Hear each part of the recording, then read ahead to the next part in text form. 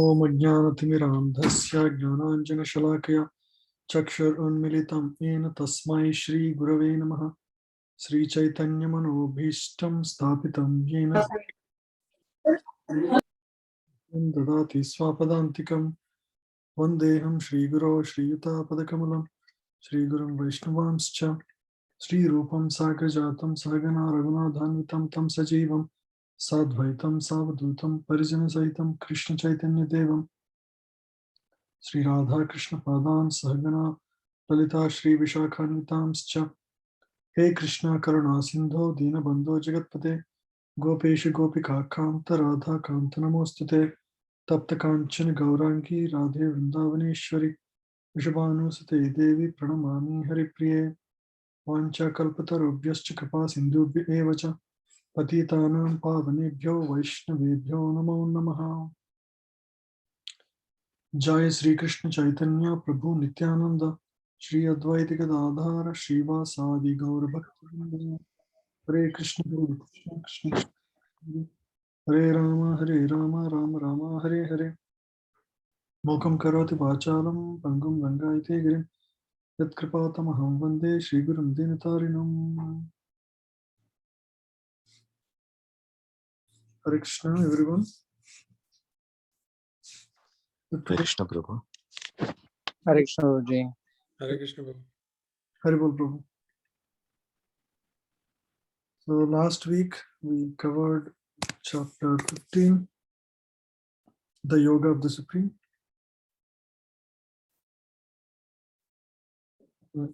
Just go.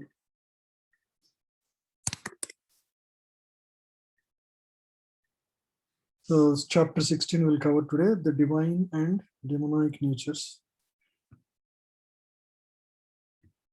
So this is extension to the previous chapter where Lord Krishna described the material existence as a tilted banyan tree, a reflection of the spiritual reality.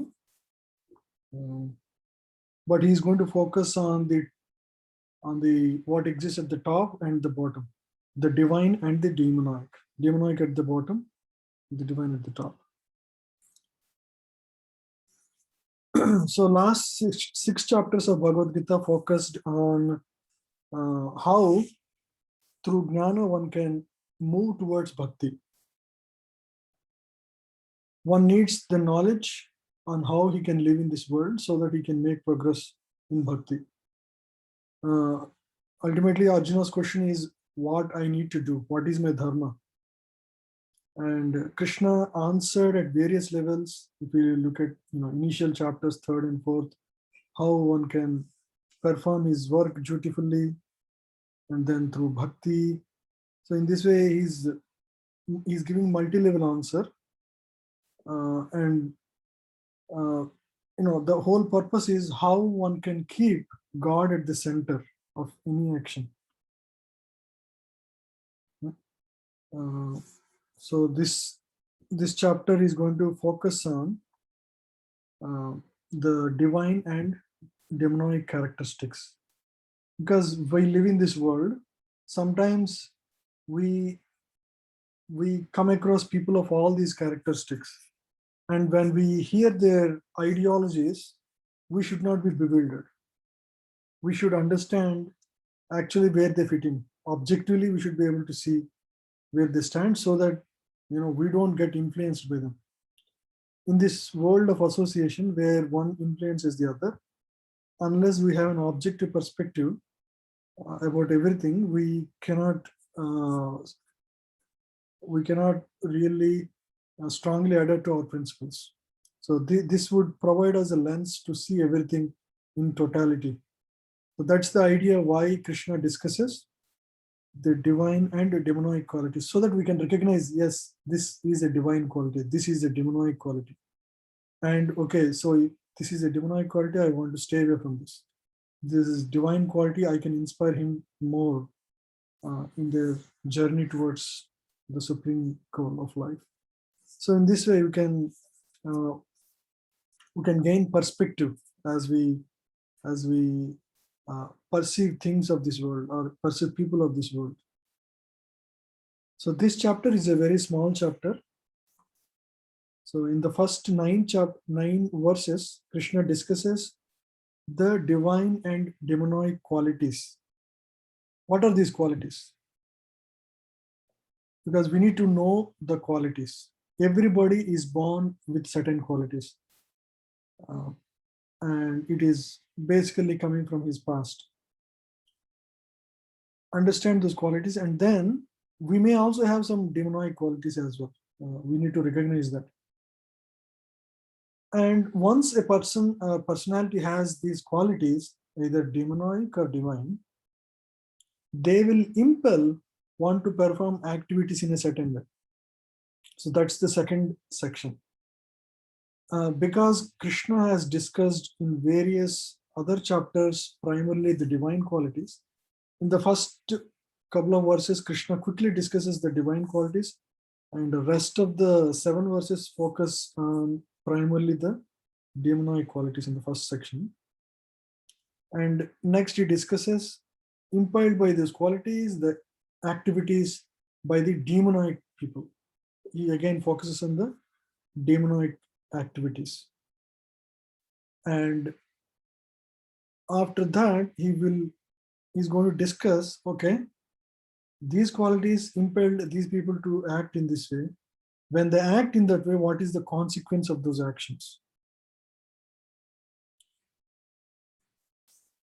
And why actually they perform such actions? And finally, he's going to give his take on, people, what happens when a person chooses to be in a chooses to continue with the demonic qualities,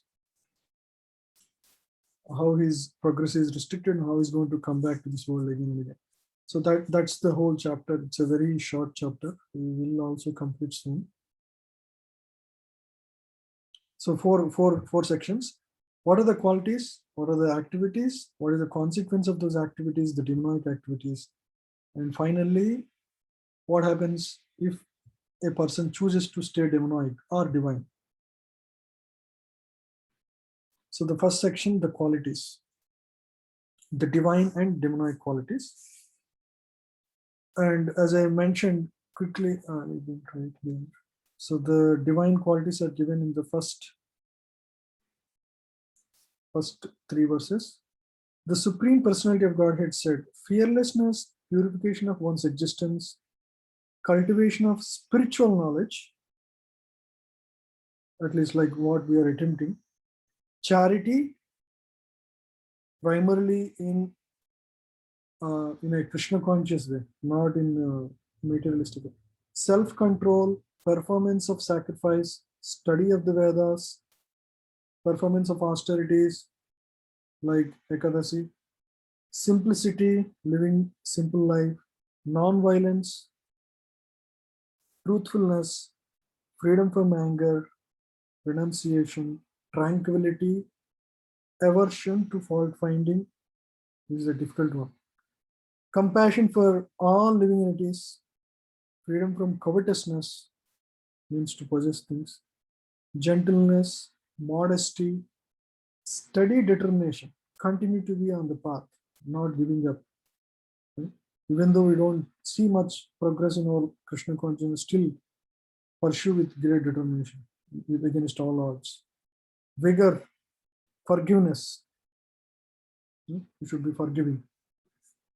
Fortitude, cleanliness, and freedom from envy, and from the passion for honor, name and fame. These are transcendental qualities. These belong to godly man. Very similar qualities were discussed in multiple chapters. So that's why Krishna is going to focus, not going to focus on this so much in this chapter. So this is where it ends. The divine qualities are just quickly described here, and it ends here. So how do we understand charity here? Charity is basically giving, right? Giving, especially giving Krishna consciousness, right, to others. The Krishna, let's see what Prabhupada defined.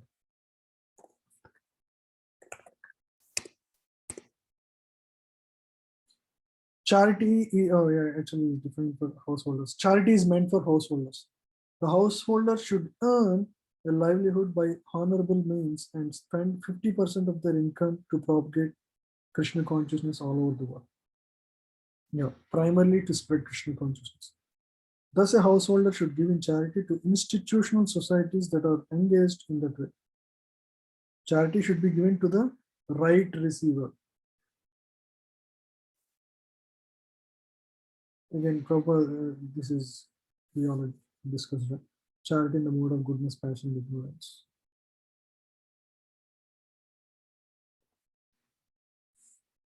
Primarily, donating for Krishna conscious purpose is the ideal sign. Either, Jnanadhan or Ardhadhan or anything, but with the goal of pleasing Krishna.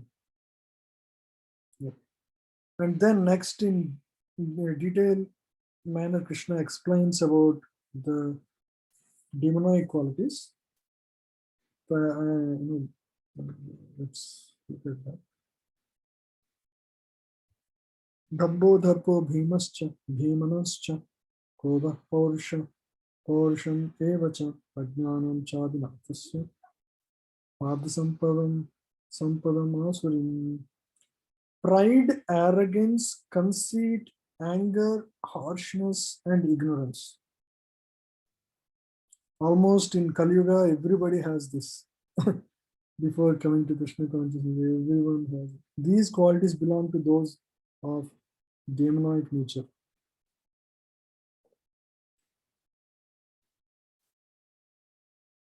It doesn't mean that one has to remain with those qualities, isn't it? All of us at least understand that these qualities can be outdone or can be overcome. Yeah. But these qualities are determined by what we have lived in the past. If a person has lived in a demonic way in the past, he is going to have in the current life these kind of demonic qualities because of the past. Why somebody acts that way? Because of his past. Uh, Again, even if you look at our natal chart, the birth, our ghana is going to be determined by that. Somebody would be in Rakshas Gan or Manish Gan or Daiva Gan. Right? All of us can know about our own astrology. But any of this doesn't need to stay with us forever. We can always transform if we follow the guidance of scriptures. What we are today is based on what is determined by our past. But we are not entitled to remain as such in the present. We have a choice. We have a choice to turn into divine. Those qualities would haunt us. That's why austerity is recommended. When we perform austerity, these demonic qualities will go down in us.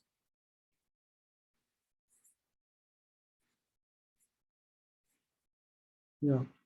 So in the divine qualities were already discussed in the second chapter when the discussion of Sthita Prajna Kabasha, what are the activities and how how he stays, how he moves about in this world, the activities of Sthita Prajna, which is all divine qualities. Again, in 12th chapter also, Krishna talked about how those who have devoted to him act in this world and how they are so pleasing to him. In the 13th chapter, Krishna discussed the qualities of one in knowledge. Amanitvam, Ajambitam, Shantim, Arjavam. So, Brahma Karma Samavritam. So, those verses discuss in detail about the divine qualities again. In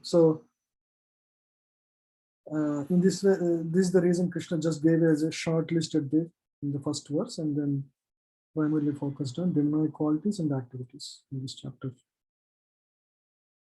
Yeah. So the relation between qualities and activities is qualities impel one to perform activities in a certain way. Okay? The way everybody acts, looking at, given a circumstance, everybody acts in their own way. And the way they act is based on their own qualities. So impelled by these qualities, one acts in this world. But by acting in a certain way, it reinforces the qualities he has already. So it's a cyclic dependency. It's an infinite loop. So you have demonic qualities, for example, and inspired by that, you start acting in this world with those impelled by those demonic qualities. You act in sinful way. These sins would reinforce your bad qualities further, and so it becomes a cyclic dependency, and you will never come out of this existence. So the primary quality that Krishna focuses on when describing about the demonic is that all these demonic people have one thing in common. They reject anything spiritual, anything divine. They outrightly reject anything sublime and divine. And fanatically they do this. Fanaticism is one characteristic we'll understand in more depth, because that is a key characteristics of people who are demonic in nature. And the other thing is nihilistic people. Nihilistic means people who pursue the path that there is no meaning to existence. I have a friend with the same ideology. No ultimate meaning to life. Just do it. Whatever you want, just do it. There is no real meaning to life. Meaning, he is not accountable for anything he does. Prabhu, I have a question here. One of my friend is very good, who he donates and does some charity activities. But when we ask, like, he says he doesn't know if God exists or not. He's not against, but he's not in favor also. So do you think he's like, what is that? Where does he fall under? Yeah, he's as good as atheistic. So those who are on the borderline, they're basically not accepting God, the existence of God. Means they think that they can, by their own mental capacity, they can understand the nature of God, and when they can't, they don't want to accept. Okay? So it's as good as atheistic. He doesn't deny, but he says, I won't even accept, like something like that in between. Yeah. This is also a category of people. There is a term for it, right? What is that? So there is atheist, there is theist. Agnostic. Agnostic. Yeah, so agnostic people. Yeah. So they also fall under demoniac characteristic, or? Yeah, because they don't accept anything spiritual. You can never convince them. They are fanatic about it. That's an ideology, actually. It's a worldview. Worldview means based on your qualities, you have a perspective on this world. So it's a worldview. And that's also an atheistic worldview. It's a term, agnostic is a term that exists in questions whether God exists or not, but there may be some agnostics who when provided sufficient information, they would accept it. But many people are actually atheistic in nature. Okay. Or let's just one more question, Prabhuji, extension to that. So in case Narayana Prabhu said his friend, he didn't believe God, but he gave the charity. But maybe another person who is conscious of the God exists and he gave the same level of charity. And another person who is also believes in God, with the second person, he expects some kind of result, saying that, okay, if I give charity, in turn, maybe I might expect some good thing. He might be expecting something good in return. But another person who is having same consciousness that God exists, but with the consciousness of, okay, I'm not expecting any return, but I'm giving charity because maybe it's God has given, He's the source of everything. So how can we differentiate that quality between these three, Prabhu? First thing, we know that he's atheistic, but the second two? Yeah, atheistic people, because the act of giving is done, Uh, they will have some good karma because of that. It's not yeah. no result. They might get some, in return they would get whatever ordained to them. In the second case, at Mm. least he believes in God's existence. It is Mm. going to give him divine results. For example, the first based on his qualities, Mm. he may go to hellish planets, Mm. but he may still be enjoying there, right? So Mm. even the hellish planets doesn't mean that all of these planets are miserable. There are Mm. planets where there is misery, but there are planets where people just enjoy wine and women, and it's just full of enjoyment. Mm. So that kind of results you'll get. Second person, okay. The first one. The Okay, second okay. one, because he's a karma kandi and Uh, he did punya, he mm. will go to higher planets like Swargaloka and enjoy in a divine way, right? Mm. So his karma is going to bind him with good results, and he will enjoy in a better way compared to the first guy. Mm. But in the third case, he is doing a nishkama karma, where Mm. so his actions do not result in any reaction, either positive or negative. So he is going to burn his karma as part of his actions, Mm. because his understanding is Okay. Yeah, that means the charity here, it's tied with the consciousness of the person he's doing. yes, it's Yeah. always that. Yeah. So Okay. Thank you. actions results are dependent on not the act itself, it is on the consciousness of the action, consciousness with which it is done. So it is the consciousness that matters, because consciousness is what you are. It is the most essential thing, and that's what Yeah. determines all the time. When you're chanting also, your consciousness matter, not your number of rounds, not your quality, or not your externals, or how you pronounce. Those are all Yeah. those are all part of it, but the essence is your consciousness. When you serve, or when you cook, or when you do anything, it is the consciousness that matters, because that is what you are. That's Yeah. your essence. Okay. Thank you, bro. Yeah.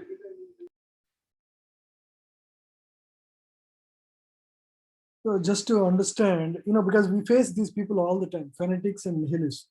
So I have faced both these categories. Let's understand a little more so that we can fit these people into their level. Recently also I had a friend who was just rejecting God without any, I asked him, on what basis are you rejecting God? He has no answer. So people are like this, and before they impact our consciousness, we need to objectively understand where these people fit. That's the reason Krishna has given this chapter for us. So fanaticism is where an individual too ideologically or jealously and dogmatically attached to an idea or practice. This is a definition I've taken from Wikipedia. So they make up their mind already, so they won't listen to you. They already have an ideology, which is all based on demonic qualities, driven by demonic qualities. So they already made up their mind, so they won't listen, and they will influence us, especially a person who is very early in their Krishna conscious path. If they actually end up meeting these people who are fanatics or nihilists, they have a very big impact in their consciousness. So it's a very cautionary thing we should be careful about. Yeah. So the fanatics hold their ideology too close to the eyes, just like somebody is trying to see through a lens that is too close. So what happens? They can't see any other way. The worldview is fixed for them. So anything they see and they perceive, they only perceive through that lens. Right? So what happens with that kind of outlook of the world? So these are the kind of people that attacked the assembly hall recently in here, right? White House. They have irrational, unconstitutional behavior because they're fanatics driven by a demonic ideologies. This is the reason. These are the people who cause a lot of lot of troubles to the general masses. Riots, all these things are caused by people with these irrational ideologies. So they reduce all of reality to their world. So that is the nature in which they act in this world. For example, communism, where the land is the the center of everything. Meaning, the ideology, it's all born out of envy of the wealthy people, wealthy and rich. So this ideology declares that wealthy are exploited. If you read Stalin's books, we all have read history. So if you try to read even on Wikipedia, the ideology is that wealthy are exploitative and poor are all victims. This is how they see everybody. Anybody who is wealthy, they're ready to kill them and take their wealth and distribute to the poor. And they think that if anybody becomes wealthy, it is only possible by exploiting the poor. This is the worldview. This is how people are made up in this world, especially fanatics, right? Naxalites. All these are categories of people who are fanatics with a fixed worldview. But it need not be the case. There could be people who are competent and following dharma, they were able to attain wealth. It's not that everybody who is rich have amassed their wealth through only illegal means. Neither it is true that the poor, the poor remained poor because they are exploited by the rich. Poor could be because they made very bad, wrong choices in life, or they haven't used their opportunities. There could be many reasons why a person becomes poor, right? It cannot be just there is just this exploitative mentality between these two classes of people, and so naturally these people exploit each other. So Bhagavad Gita offered, in the previous chapter we discussed the three modes of nature that manifest in each individual. So when these modes mix and match, then different natures manifest in each individual. And when this knowledge helps us to objectively observe the reality and help us carefully navigate the journey of life, which is a very complex thing in the material existence, right? So all these understandings are very key for us, because that would help us navigate in a smooth way in this material existence. Yeah. So another quality that Krishna discusses is nihilism. One thing is fanaticism, the other is nihilism. Nihilism is when one rejects all meaning in life. Nothing is meaningful. Life has no meaning. And they believe that we try to derive meaning. The whole pursuit of human life is to derive some meaning to life. Meaning, people, because they cannot live meaninglessly, and so they try to derive some meaning when there is no meaning. Right? So this is very dangerous, because in that case, when somebody has no meaning, it means that they have no purpose for life. And because there is no purpose, there is no meaning to their life, what do? They do anything for immediate pleasure. It doesn't mean that these people remain quiet, right? Because there is no meaning. will they stop pursuing pleasures in this world?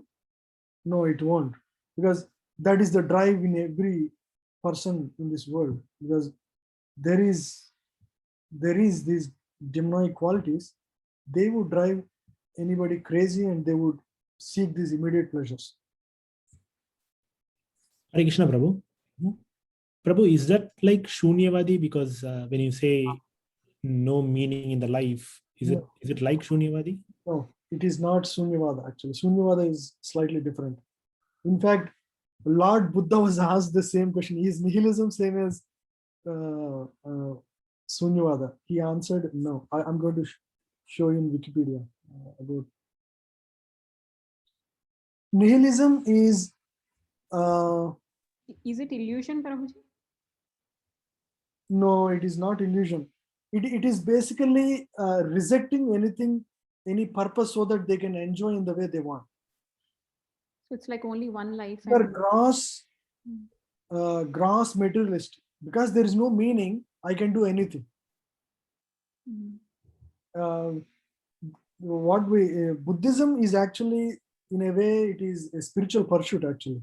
Even though there is, they claim that there is nothing at the end, and that tranquility, one can achieve tranquility in that state of mind. But they follow all the rules of the regulative principles, and they follow all the rules. No ahimsa, no himsa and all. But this is the exact opposite actually. Nihilism is rejecting any meaning to life. Means you have no accountability, no responsibility. You can do whatever you want. Maybe not caring for anything. I think what Prabhu mentioned is right actually. Rajneesh is one such example. Yeah, nihilistic. Yeah, that is nihilism. Rajneesh is a person who said, there is no need to follow any rules. Osho, Prabhu. Yeah. So you are, to achieve divine, you need to just quell all your desires through pursuing them. You don't need to stop yourself from pursuing anything. But Prabhu, again, it's not like they can do anything, right? They are bound by one is material laws and one like the country laws as well. So they cannot do anything on their own. Yes, I mean, they will be bound. They will become criminals. So, Prabhu, you should know about him. He created his own country, Prabhu, in Oregon. Yeah. He had his own laws, and the law is there is no law, basically. And they took over the town in North Bend, Oregon, close to that. And it was a major issue in 80s. Yeah, it was a major disaster. And they were all basically completely, they were, the whole thing was collapsed, right? So, yes, bro. It eventually collapsed. They made too many mistakes later. Yeah. And he had 99 Rolls Royces in the village. Imagine, yeah? It's just a pursuit of material happiness. Airport. So people from Europe, they'll just land straight into that airport. Imagine how many people are, pursuing after this person, even though he is such a, because people like certain worldviews. So this person has spread a worldview, this nihilistic worldview, and he was so convinced that he was able to convince so many others, and basically promising that this is the right way to see the world. So that's how they gain followers. I think even Nityananda, he's also trying to have something like that. He's creating his own, land of law, law of land, or he's creating his own city or something like that. I think he already fled to some island, Prabhu. He's creating his own flag, currency, and all that.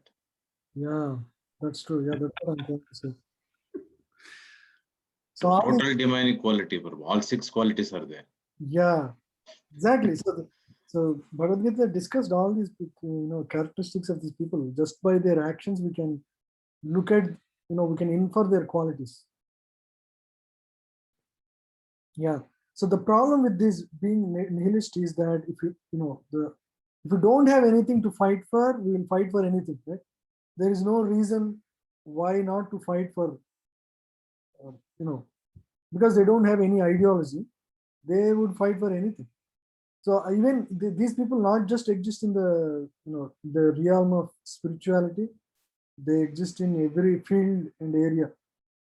So there is a movie director called Ram Gopal Verma in Andhra. He's also similar nihilist. So, but just by studying this scripture, we can actually correlate to the people who, who have these kind of qualities. All the movies he makes are like this only. Don't be good. If you are good, you are doomed. I hope some of you can relate to that, right? Yeah, he's a big atheist also. That Prabhuji, Hmm. is nihilism means is that hippie kind of culture, is it nihilism by any chance? Yeah, I mean, they are also nihilists. They reject all. The first rule is to reject all rules. But they renounced everything. Nihilists are they are they take advantage of things. They are driven by greed. These hippies are not like that. They are not driven by desire. They just rejected everything. They renounced everything because they don't see any pleasure in following the rules of the society. Right? They just want to give up all their family, all their wealth, all their education, just go high on drugs. Right? It's a mode of ignorance, mode of ignorance. Nihilists are more in the mode of passion, actually. Yeah. Okay, Prabhu. Thank you. So the problem with being a nihilist or fanatic is that because they don't have good purpose and meaning in life, but still they have the qualities of rajas and tamas. They won't keep quiet. They would make trivial causes their causes of their life and start fighting for them meaninglessly. Look at the people who have went to the White House and try to attack all the people there, right? In the White House raids, right? Recently, after Trump, after the election, and Trump was defeated, all these people went to and created so much havoc and riots, and some people have got injured and died as well. These are all because of the demonic worldview. So atheism is at the foundation. At the foundation is nihilistic. So these are the people who become atheistic. So, quick question: when we are preaching, how to identify this fanatics and this nihilistic as quickly as we can? Yeah, because they have a fixed worldview. When you offer an idea of God, they're not open-minded. They would say, I don't agree. God doesn't exist. As soon as they say, you understand, maybe he's influenced by that. But some if some could be open-minded because all the inputs they have were all demonic so far, so they were like that. If you offer some good, at least if they're open to listening, then we know, okay, they are not nihilistic or fanatic. Yeah. But before even looking at you, they reject you, or as soon as you say something, they offer a worldview that is completely opposite or demonic. There's no point in wasting our time with them more, right? But as soon as they are ready to listen, even they inquire, then we know, okay, they are still open-minded. They're not either of these two. Right, Prabhu.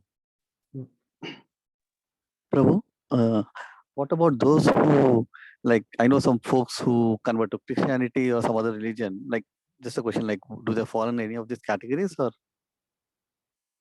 So the Christianity? They converted from one religion to another. Okay.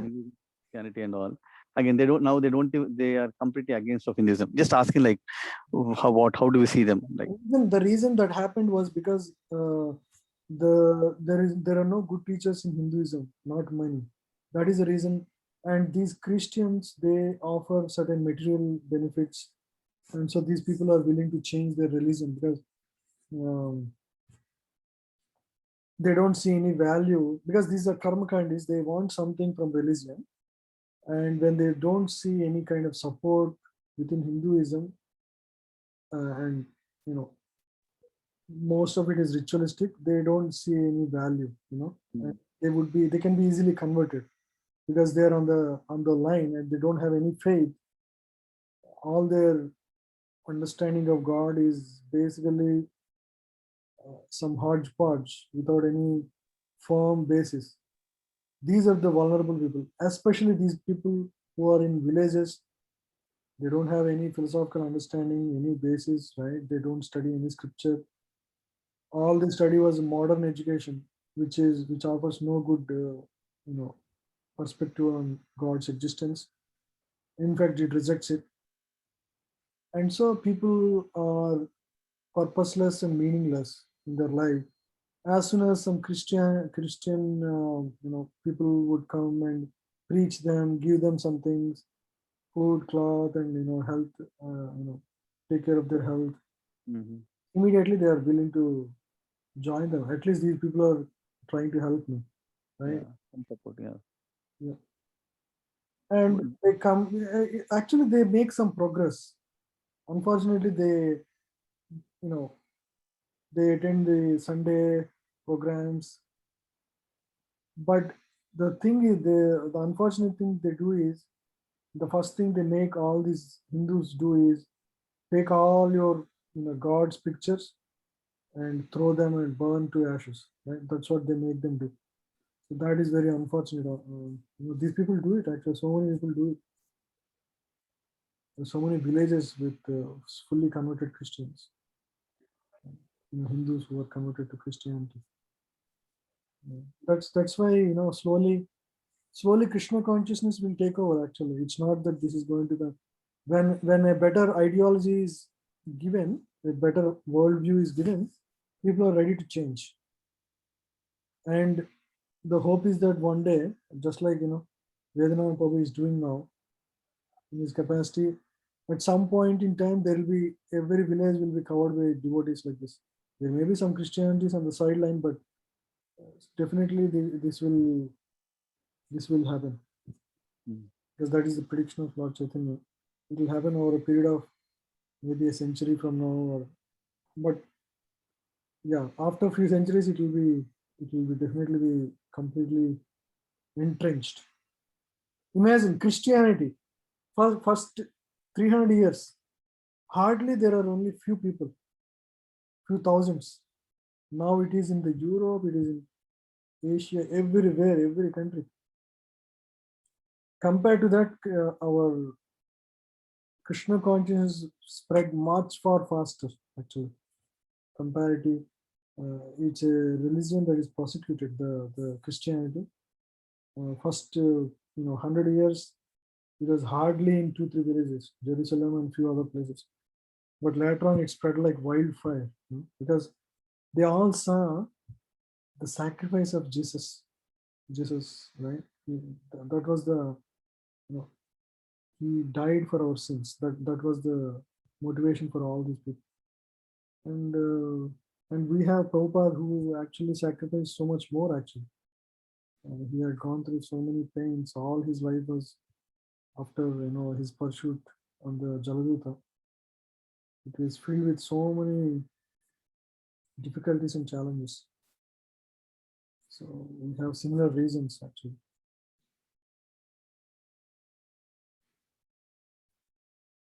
And in verses, the activities are described next.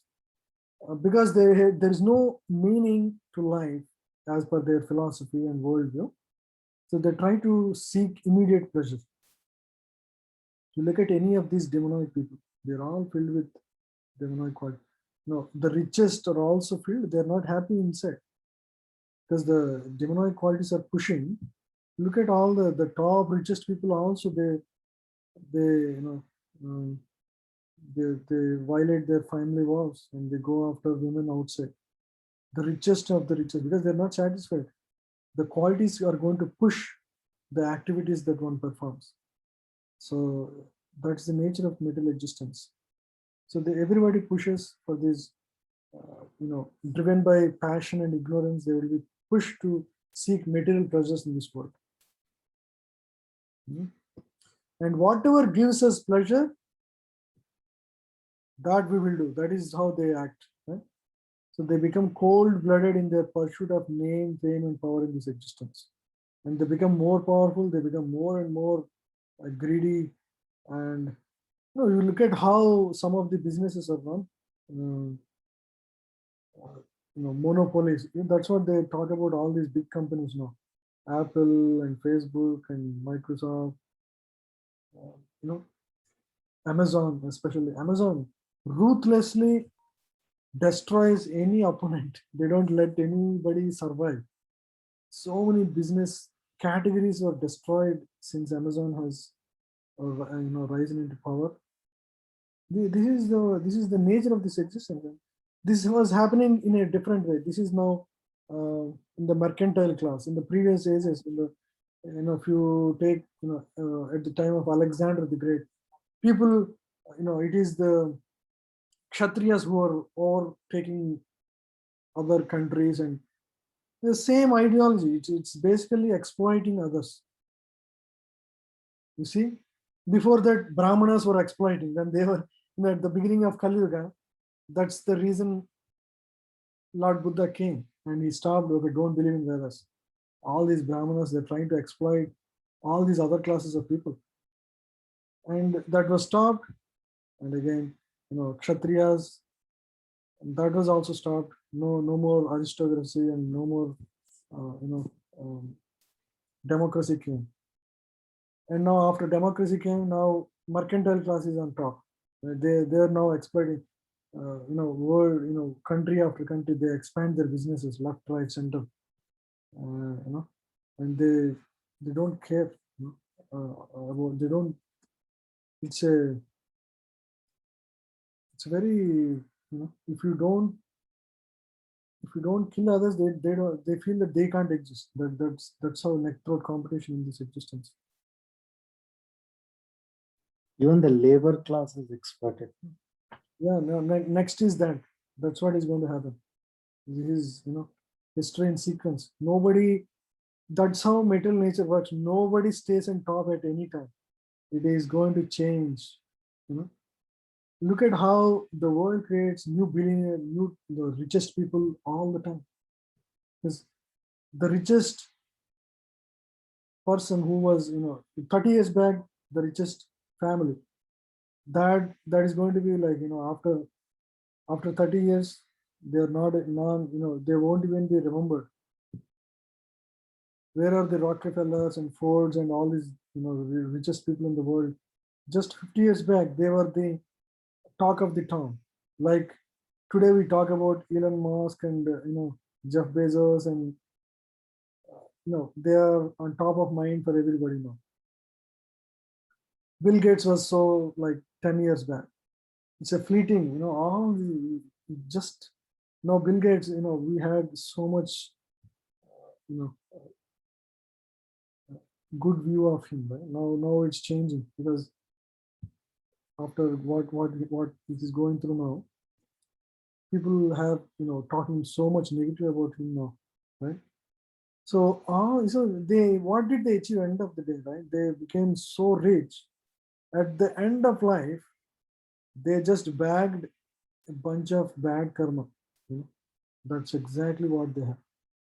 They may have some name, fame, but who cares really? What is the use of name and fame for this short period of 50 years? What is the use of that, right? They may have so much power in this short period, but after they give up their body, the karma, the action, the result of their actions, that's going to drive their next life, right? To lower forms of life. And these people even perform yajna, even for even they perform yajna for name and fame. That's what describes given in 16 and 17 verse. So they don't chant the name of God for their own purification. They use God's name to get better name for themselves, right? So that's the nature of people. Yeah, it's never done for transforming their heart. It's just a social cosmetic. So what is the consequence of living in this way in the material world, right? So Krishna says in the last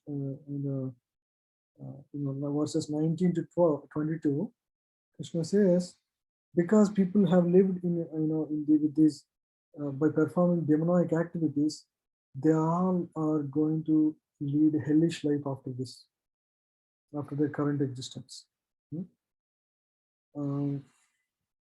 But hellish life means what?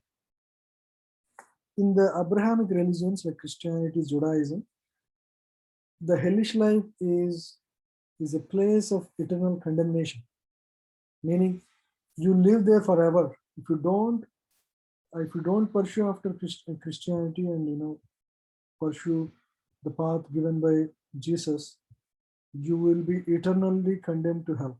Meaning there is no recourse for you after you land up in hell. You would be eternally condemned. You have one life, and in this life, if you don't follow the path of Jesus, you will be eternally condemned to hell.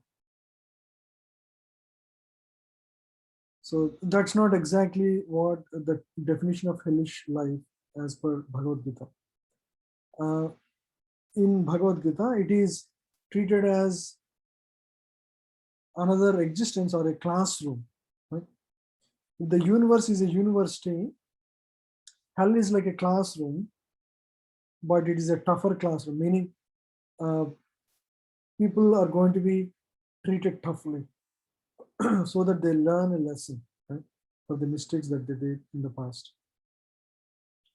Just like, sometimes they would, in the schools, they would keep all the, naughty kids in a separate class so that the kinds of rules followed there, meaning the kind of discipline and the kind of actions the teacher does would be much harsher compared to the classroom where the disciplined kids sit. Right? And the whole idea is the kids learn to behave properly. If they learn to behave properly, they would be again taken back to disciplined classrooms. So the punishment is temporary, right? Because the whole idea of punishment is to transform. It's not to take pleasure in punishing them or condemning them to punishing because they don't follow. It's not a authoritative condemnation. You didn't follow me. God is not going to just punish you forever, as the ideology of the Christianity is. Right? God is a loving Father, but He cares to discipline the kids so that the kids would transform themselves into disciplined kids. So in overall meaning is people are sent to hell so that they learn in the school of hard knocks, so that they reform their ways. When they reform their ways, they will be allowed again to lead a good life in a good place within the material world, and again they can pursue the scriptures to transform themselves further. Right? Yeah. So, and what are the things to be reformed for these people who are who have hellish nature? Right? So Krishna says, so there are three gates that lead to hell. One is the lust, anger, and greed. So these are the gates that would lead one to hell. If you pursue these three things in your life, you would actually end up in hell. If you don't curtail them, we develop hellish disposition in this life and next. We develop disposition. if you don't curtail them, and that would again result in the next life in the lower planetary systems. Yeah. So the choice between demonic and divine is within us. We need to make the right choice. So the best course is to follow the guidance given in Shastras and slowly make advancement. If you just reject Shastras, there is no hope. If someone is so the question is, the demonic people have no taste for following Shastras. That's what we know. Right? For sure, they don't want to follow Shastras. Can they, if you go and tell any demonic person, can you follow 4 regulative principles? They would be bewildered completely, because that's not even in their, rarest dream to follow such rules, right? But the Shastras are not like one fixed set of rules that everybody must follow. That's the greatness of Shastras. The Shastras are multi-level knowledge, wisdom. If you don't fit at the top level, okay, you try the next level. If you can't even try this, go to the next level. So for every category of consciousness, there are rules that one can follow to advance themselves to a higher state of consciousness. So the rules followed by godly are higher and stricter. The ones followed by demonic are less stricter. Suppose somebody is addicted to, certain bad habits like meat eating, for example, right? There are rules by following which they can actually, curtail their desire to eat, right? in a undisciplined way, right? So so they can, they can cut these animals on a certain day by chanting certain mantras and offering them to certain goddesses and eat that, right? So by following that, they would actually advance slowly. If you don't follow that, then you would be slowly going down and down, right? So scriptures gives multiple levels of adherence. That's the greatness of scriptures. Even if someone is demonic, they can follow certain restrictions slowly and elevate themselves. The whole point is scripture has a program for everyone. So one should recognize that we need to become purer. We need to recognize, we need to understand this basic, basic understanding that we cannot just pursue after pleasures in this world. If a demonic person does not, just like Jagai and Madai, they recognize they need to become purer after meeting Nityananda Prabhu and Lord Chaitanya. Right? On the other hand, if demonic think that divine are wasting their lifetime and depriving themselves of pleasures, there is little chance for them to elevate themselves. Right? So this is exactly what many people, I remember very well when I was, I think I was working at Samsung at the time in India. I had my lunch box and I have only like rice dal and something simple. And I was sitting at lunch table with another of my friend, my colleague. He asked me, what is the point in you eating, such simple food without eating any meat or anything? Why are you trying to deprive yourself? Why are you trying to punish yourself? He has no understanding. He has no understanding of, that one has to become purer to purify his existence and advance spiritually. So if one does not have this mindset, he's going to, there is no chance for him to elevate in his life. This human existence is a, very rare. And when we have this opportunity, if we don't utilize that, unfortunately, that opportunity will be taken away and we will go down further in the material existence. Yeah, so this is a very short chapter. Any questions?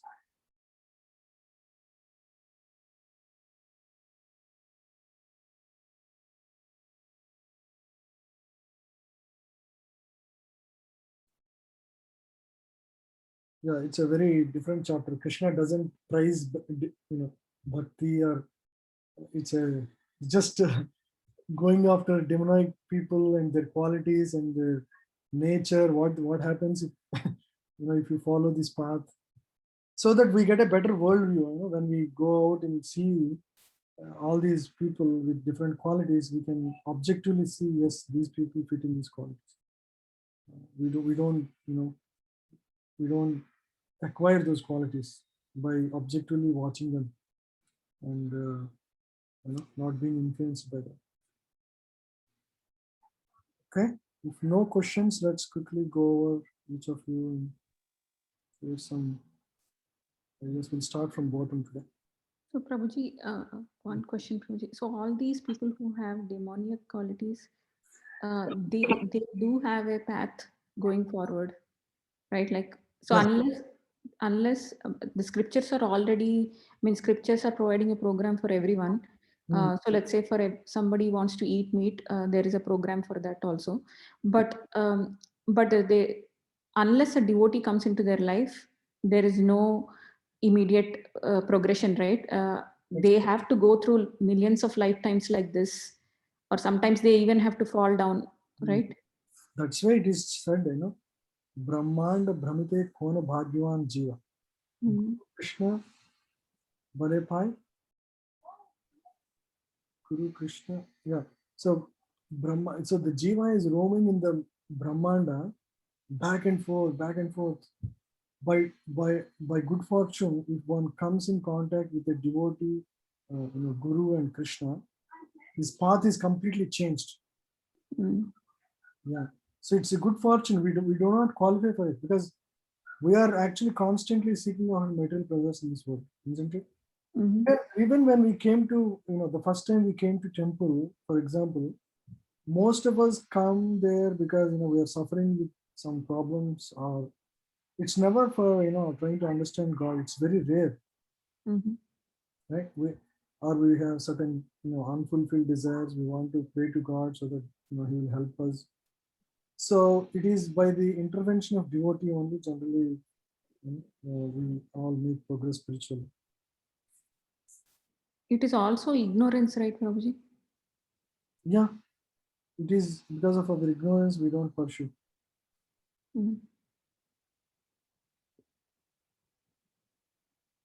Now, almost nobody really comes to temple pursuing, I want to understand God like that. Everybody comes with certain material desires, motivations. Yeah, let's go one by one and share your key. Thank you. Yeah. We'll start from bottom today. Sridhar Gopal Prabhu. Yes, Prabhuji. Prabhuji, I was thinking, so there are so many demonic qualities. So as you mentioned, if one follows the Shastra, then all these demonic qualities will be suppressed automatically. And there is no special effort, explicit effort required to control all these things. Is that right understanding, Prabhuji? Yeah, when you follow scripture means you need to follow certain rules and regulations.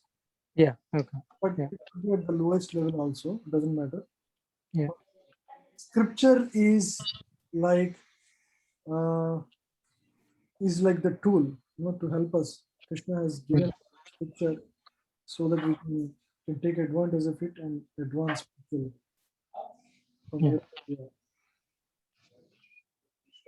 Yes, Prabhuji.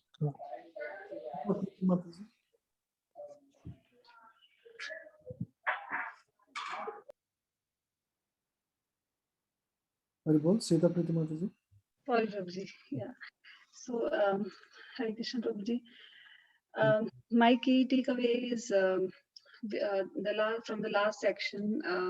that mentions that scriptures give multiple levels of adherence. So everybody has the option, everybody, Krishna has given the option for everyone to go back to Godhead. Now it is up to them to decide, means they are demons or means which quality to choose.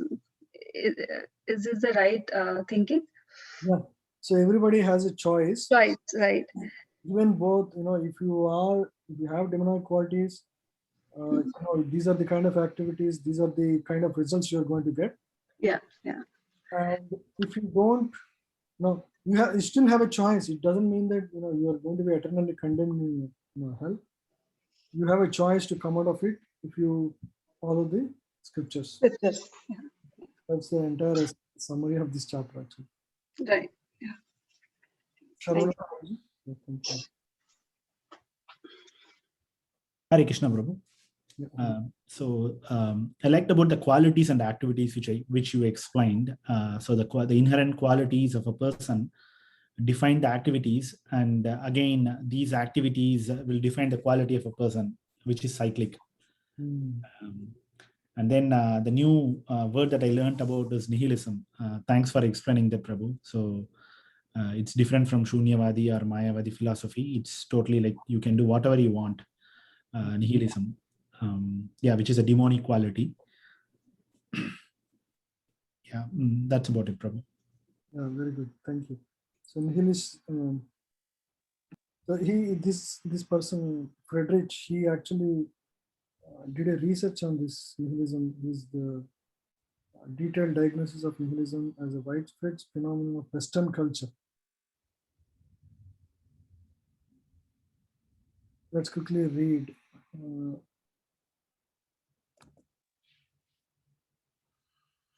So he characterized nihilism as emptying the world and especially human existence of meaning, purpose, comprehensible truth, or essential value.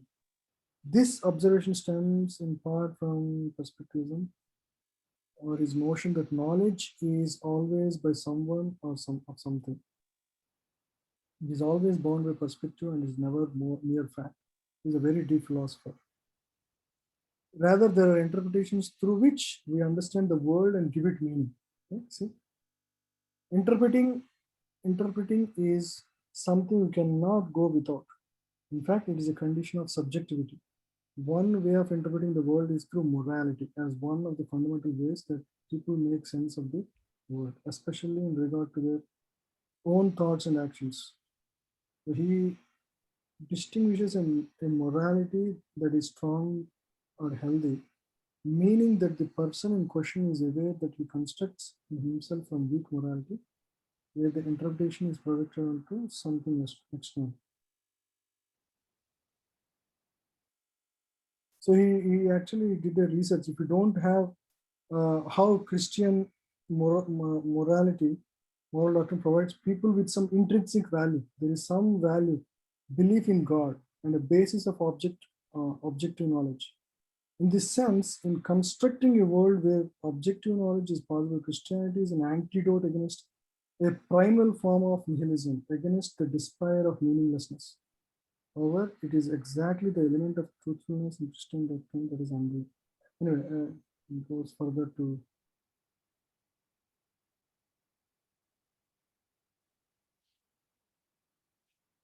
it's difficult to understand fully his philosophy because it's a pursuit of his entire life that he has, that's summarized there.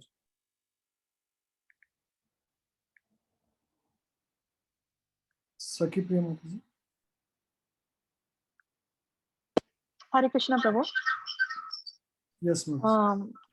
Yeah, Prabhu, I like when you explained about the 1 to 9 divine and demoniac qualities. So you talked about pride, conceit, anger, harshness, and anger belong to those demoniac natures. So my take home is, so the anger is one thing which is very thing which unavoidable at some situations. So I really like that point to meditate upon, trying to eliminate it.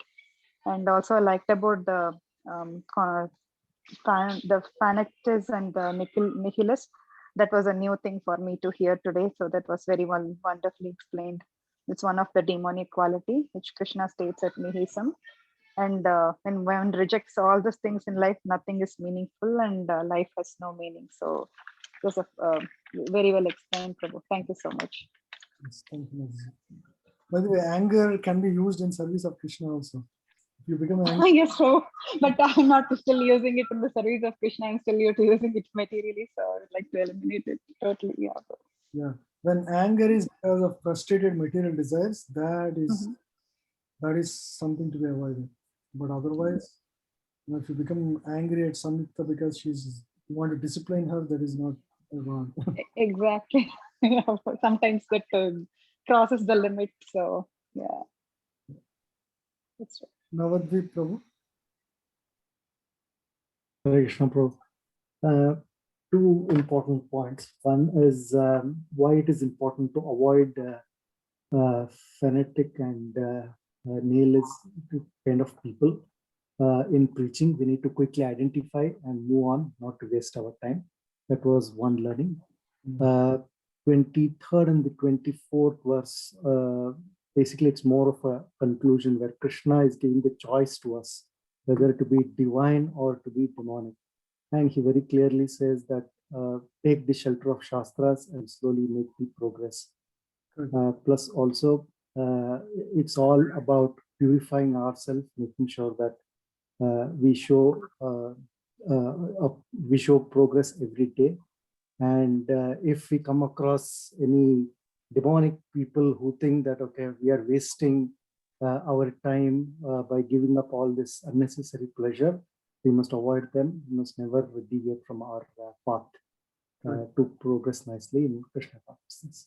Because they basically they don't have, see why he said like that. The person said like that because there is no real meaning for his life. The only meaning he has is, I need to make money, I need to enjoy my life. That is nihilism at the core, right? There is no meaning and purpose to existence. I'm just born, I eat, I get a job, and I enjoy as much as I can. So this is the, like the Frederick was describing, it is the West, this is because of the Western culture, the pursuit of pleasure. Absolutely, Bro. One last point is, scriptures have program for everyone. So that's something which is very something which you can take home. So it's a fantastic point, Bro. Whether he's demonic or divine, the scriptures will dictate the terms. So it means that we may see all these demonic people. See, what is the hope for them? The hope is there when they turn to scripture. Until then, they will be taught with hard knocks. It's not that their life is going to be hunky-dunky or, the richest people are going through a lot of mental stress now because they violated, some basic things. They regulated some, broke regulated principles. And so even though they're richest, they are punished. Right? And we hear about all these, the most famous people who became the worst addicts of life, had the worst bad habits, addicted to all alcohol and drugs. They ruined their entire life, always trying to stay high. Yeah, so we can learn from, just by looking objectively through the lens of scripture, we can learn from so many lessons from their life. Right. And just one more thing to share, Prabhu. We know that these people are struggling, suffering, though they may be very great materially, but how to approach them and give them the sublime message? They are so resistant, they don't want to get close, to Krishna consciousness, though, there's so much effort which has been put by all different previous acharyas, even the current contemporary gurus, but somehow they don't want to understand, appreciate, and get close. So how to make them realize this? Yeah, different levels of help we can do. If they can't, listen to us, at least they can eat the food we give. Sometimes They're not ready to listen, but they're ready to eat the prasadam we give. And everybody goes through certain challenges. And when they go through the challenges, that may be the time we can ask them, we can try to help them. And there will be opportunities always for devotees to help them. And when they see, okay, this person is genuinely trying to help, because they have never seen a person who is trying to genuinely help. And when they see that, yes, they will turn their eyes to us. It's, yeah, there's always opportunity. Right. The right opportune moment should come. It's not that if everything is going hunky-dory, they won't listen to us. They're paying their mortgages, life is going fine, everything is going fine. Nobody will listen to us. When challenges come in their life, and they do come, it will time and again they come. And at that time, if you try to help, that's the best time to connect with them. They're going through the challenges and help them. Then they will actually transform. Hare Krishna, Prabhu. Prabhu, in the third chapter, since I wrote the exam last week, I remember it. In the third chapter, it says, Krishna says, instead of asking them to stop all the activities, slowly elevate them by asking them to do the activities related to devotional service. Slowly indulging the people to indulge in devotional activities will elevate them slowly. Yeah.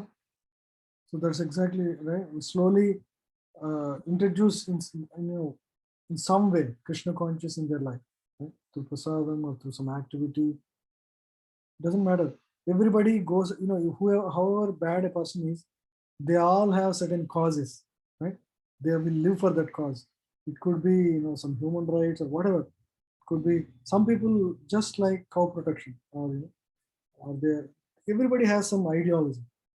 If that ideology somehow or other can be connected to Krishna consciousness, and show them a path in which they can pursue Krishna consciousness while they're pursuing still their ideology, they can easily turn their attention to Krishna consciousness, right? So that's preaching is it's not like certain slokas, you just speak to them. It doesn't, it has to be very individual. Preaching is, you need to care for each individual at the level they are, and based on their worldview, they have certain aspirations, certain ideologies. So preaching is a very very tactical thing. It's not just having knowledge qualifies us to preach, because they have certain worldview, you have certain worldview. Now you offer it, they would just reject it because that's not fitting in their world.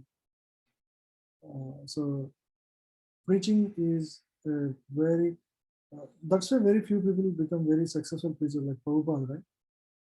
He is able to transform so many Western people without having even just such a short time. Maybe in coming weeks, or 1 or 2 classes, if you can dedicate on preaching, or the tips and tricks of preaching, Prabhu. Yes, Prabhu. We'll discuss as part of class only, like these points, and maybe one class we can do. It's a very important service, because Krishna urges it towards the end of Bhagavad Gita. There is nobody more dear to me than one who actually shares this knowledge. Directly or indirectly, it can be through prasadam, somehow try to help these people outside. We are here because somebody helped us. Always remember that, and we have to do the same. Okay, let's go move on. Shamukund Prabhu. Hare Krishna Prabhu. Yes, please. Thank you. So every time whenever we read this chapter, it just reminds me like how far we are, at least myself personally, always involving the gates of hell, not having the divine qualities. So it just reminds how far we have to go on and work towards that. right? Because being self-critical of all the things I do, and just always think about it, that I should be, developing good qualities. Yeah. That's a very important perspective. We should always, introspect and see what still we have in this. Yeah. Because this is a reminding chapter for that. It's just a good reminder. That's true. That's a very important. I think it's a reminder for everybody, because we still definitely have to go a long way to clean our heart. Yeah. Thank you very much. Thank you. Jai Shri Mataji. Hare Krishna, Prabhuji. Yeah, so one point that stuck to my mind was in the last few slides, Prabhuji, you said this whole universe is a university, where even hell is also a university. It's a class, but it's a tougher class. It's a class of hard knocks. Yeah. Hard knocks. Yeah. So, and then scriptures have program for everybody.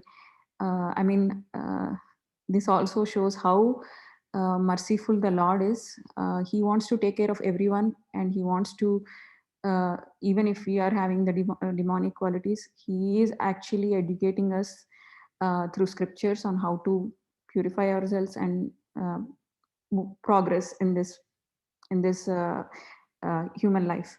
But I think it is highly unfortunate, and I think because of ignorance, we always neglect scriptures, and then we never follow the rules and regulations, and we kind of get stuck in this cycle. And I think it also shows the importance of intervention of a pure devotee that has to happen for us to turn towards, and we should all be grateful that we are able to turn towards Krishna consciousness and at least take that first step. Wow, what a summary, Mataji. This is a perfect summary of the chapter. Thank you. Just take your words and put as a summary for this chapter. Thank you. Thank you very much. Anand Prabhu.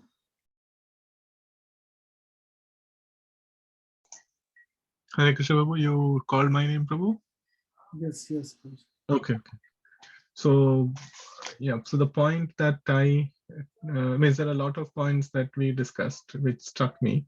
One thing which I thought I should say here is the point where you said God is the loving father, but he cares more to discipline his children. That's true. That is, yeah, that is one. And then I think other devotees also said this, but this is like very clear in one of the verses where Krishna says that lust, anger, and greed, these are the three main demonic qualities that lead one to hell. Yeah. Like three key qualities one should try to purify oneself. Yeah, these are the 2 points. Thank you. Thank you very much for this. Mataji. Hare Krishna, Prabhuji. I think most of them said what I wanted to say. But one thing for sure is text 4, I can relate almost everything to me. Pride, arrogance, conceit, anger, and all that. It's just a reminder how much of demoniac qualities is there in me. And even text 1, 2, 3, many things, the reverse of it, or which is lacking in me. That's just a reminder. And one other thing I would like to say, not more than takeaway, just more like experience or a realization, is scriptures are very important in life, and at least in our life, because we started formally with Bhagavad Gita classes, and that's when we really got devotees association. Earlier we used to come to temple, take darshan and go, but only when Bhagavad Gita classes started, we used to go to Paramanand Prabhu's house, and we used to spend a good amount of time with devotees, see how they behave, how they take care of us. Even those days, it never struck us many things. But now if I think back, oh my God, I should have been better those days, I feel. But that's, and also you mentioned like preaching is very tactical. and for each member it is different, and you should know how to preach to different members. So I think we have come through that phase, from the other side being preached. We see that they have done so much for us, even till date today. Like, I think we get more association and more discussion only in scriptural classes, other than visiting temples and taking darshan. So that has left a lot of positive impact in our lives, and I think we cherish it more when we think about it, and we are blessed that way, that we have such devotees guidance and association. And luckily that continued after Paraman Prabhu left. We are under your guidance, and we have studied a couple of books, which we are very grateful for. And I think Shastras, how much we learn and how much we implement in our life, that is different. That's because of our ignorance or laziness. We don't follow everything that we study, but on and off, it's a very good reminder that that it brings us closer to devotees and Krishna. So I take these scriptural classes and my gurus, whoever has taught us scriptures, very close to our heart, and that has helped us immensely, Prabhuji. I would like to share that. Thank you so much for sharing your realization.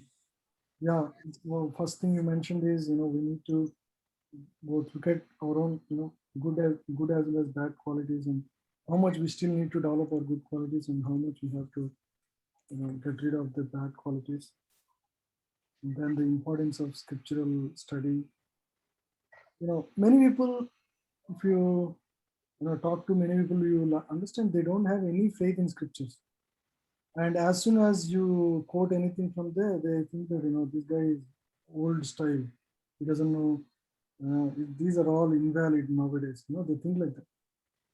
I have heard of my colleague who said, oh, Bhagavad Gita, that is old. That is too old. That's her idea of scripture. So unfortunate that that is the actual tool for us to get out of this existence, and now you are rejecting that tool completely, and have no appreciation or no. At least some people think that Bhagavad Gita is divine. I don't know anything about it. There is something great in that.